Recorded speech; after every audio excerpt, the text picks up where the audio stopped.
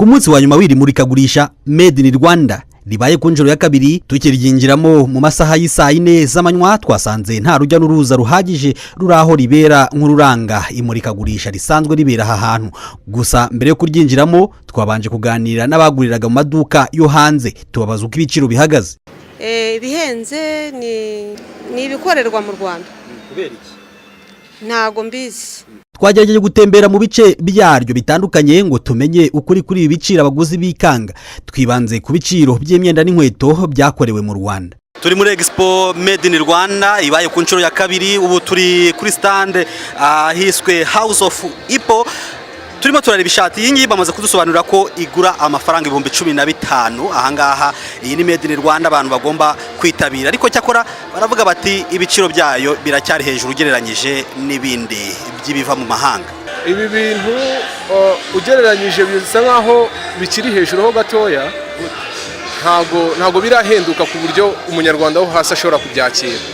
Abakiriya benshi bagaragara n'abanyamahanga cyangwa se abandi bantu basa nkaho bifite.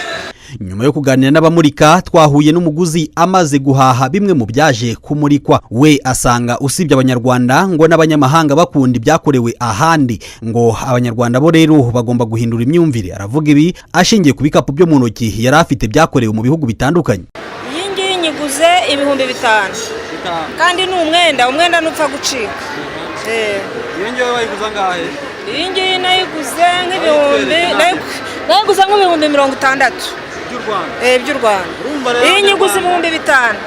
Abanyarwanda rero mubabwire ko ibintu byacu nibyo byiza, iby'ahandi ntago ari byo byiza. Joseph Habimana nawe ari mu baje kumurika inkweto akora mu mpu, asanga kuba hashize igihe gito Made in Rwanda itangiye gukangurirwa abanyarwanda ari imwe mu mpamvu abanyarwanda batarayiyumvamo. Icyakora kugira ngo ibi byose bigerweho, Ngabonziza Pascal ucuruza mu iduka ry'imyenda yakorewe mu mahanga, we asaba ko ibikorerwa mu Rwanda byarushaho kongerwa.